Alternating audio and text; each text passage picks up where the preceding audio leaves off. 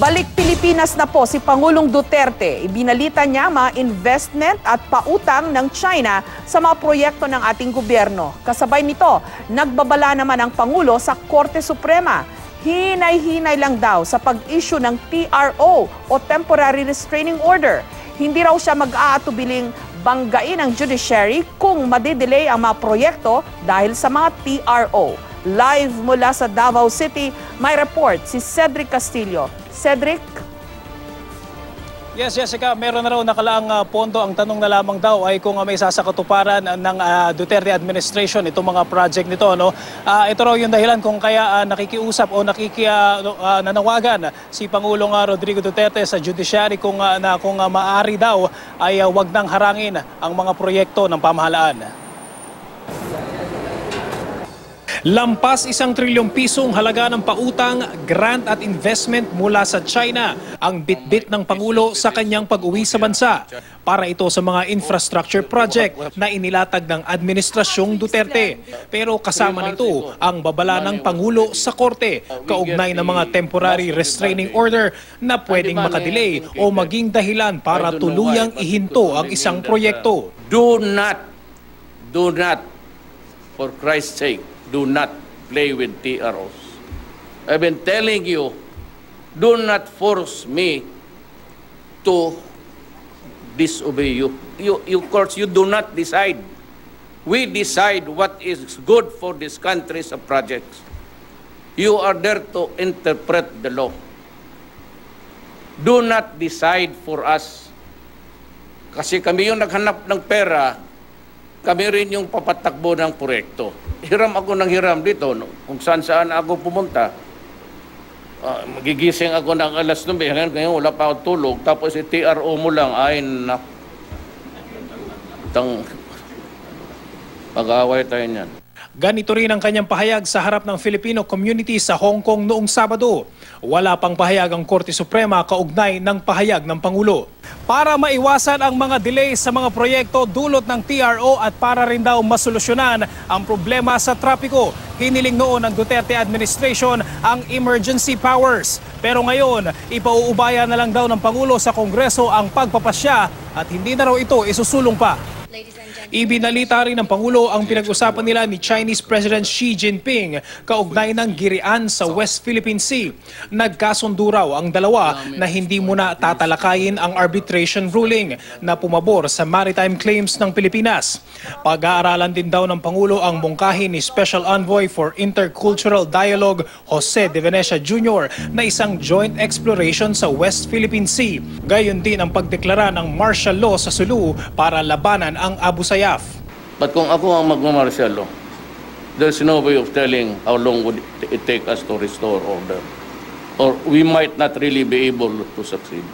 Nagkapirmahan na rin ng China at Pilipinas ng 4 na kasunduan kaugnay ng Human Resource Development, Energy, Communications at ang grant para sa pagtatayo ng 2 tulay sa Pasig River sa Maynila.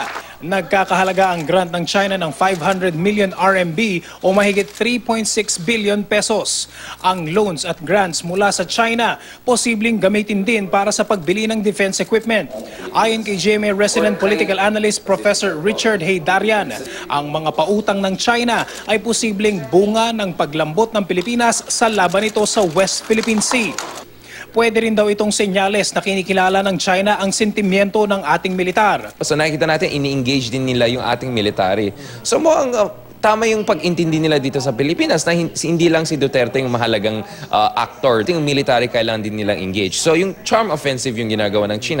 Bago umuwi sa Pilipinas, humarap naman ang ating economic managers sa Chinese businessmen at Chinese media para ipaliwalag ang Dutertenomics o ang economic strategy ng administrasyon.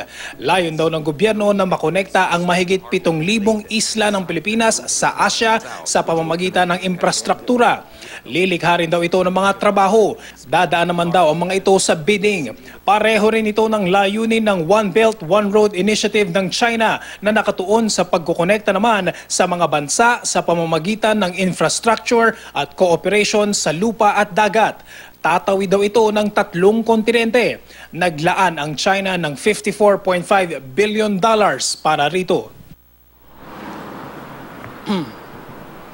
Jessica, balikan ko lang yung usapin sa pag-i-issue ng TRO. Batid daw ni Pangulong Duterte na posible raw na humantong ito sa constitutional crisis pero hindi raw ito magiging dahilan para magdeklara siya ng martial law. Jessica. Cedric, curious lang ako, no? Bakit binanggit ng Pangulo agad yung issue ng TRO?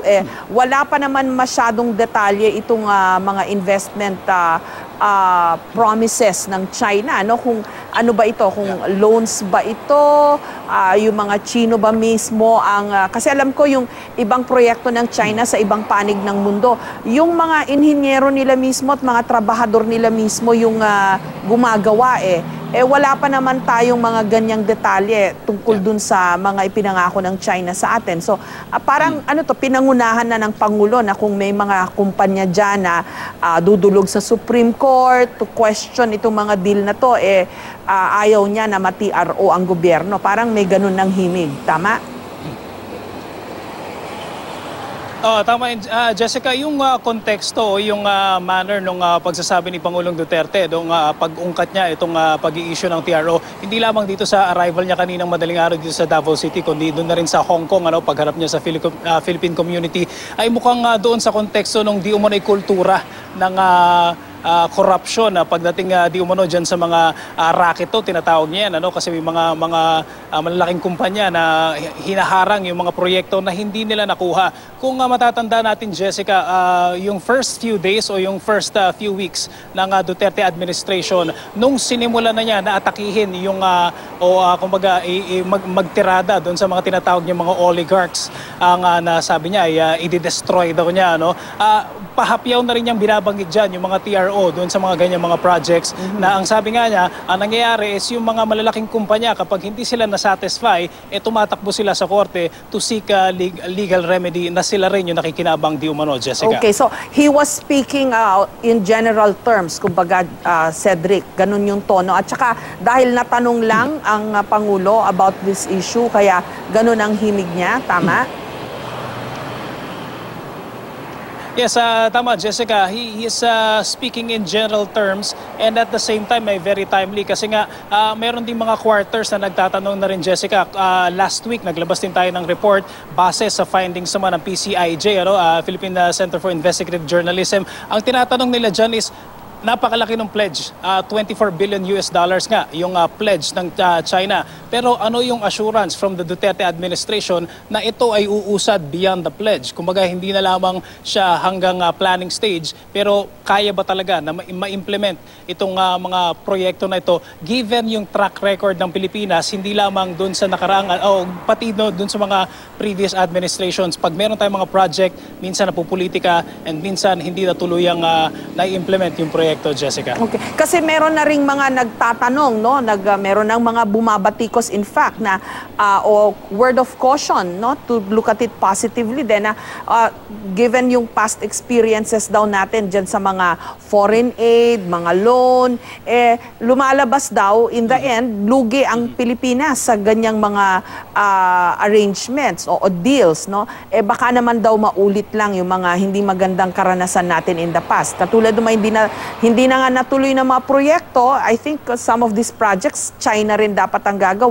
Hindi natuloy, in the end, tayo pa nagbayad sa kanila. Baka may mga ganyang clauses. So may mga nagbibigay na ng mga advice na ganyan o criticism. Yes, Jessica, yung track record nga ng Pilipinas pagdating dyan sa mga ganyang pledges. Nung isang linggo naalala ko, Jessica, nakausap natin yung ilang mga cabinet members, si Secretary Jocno ng Budget at si Secretary Dominguez ng Finance. Ang sinasabi nila is merong measures talaga na ilalatag yung Duterte administration para masiguro. Kumbaga, yung pinaka-basic dyan, meron na isa-set a time frame. Kumbaga, strictly susundin yan para sumunod. Medyo generic yung sagot na yan, And medyo nagulat tayo nung si Pangulong Duterte na yung nagsalita and then hindi generic yung sagot niya. Ang sinabi niya is merong merong ganitong issue ng corruption pagdating dun sa pag-i-issue ng TRO. So he himself, the President himself, is recognizing na posible na maharang yung mga projects, posible na hindi matuloy yung mga projects, and the government o yung kanyang administrasyon ay gumagawa ng paraan, even pleading o even appealing to the judiciary na tulungan sila para magpatuloy yung mga proyekto, Jessica. In the meantime, ano yung may nilabas na ba na details about yung one-on-one ni President Duterte at ni President Xi Jinping? Kasi may nabasa ako kanina sa isa sa mga dyaryo natin na sinasabi that they discussed na dapat itong issue sa South China Sea should be resolved peacefully, no? In the meantime, napag-usapan ba nila itong joint exploration? I understand, matagal nang isinusulong ng China kasi pagka pumasok na daw ang Pilipinas, pumayag tayo dun sa gusto ng China na joint exploration. That is in fact parang a tacit agreement na we recognize yung sovereignty claim ng China dito sa mga isla o territories kung saan meron tayong dispute with them supposedly.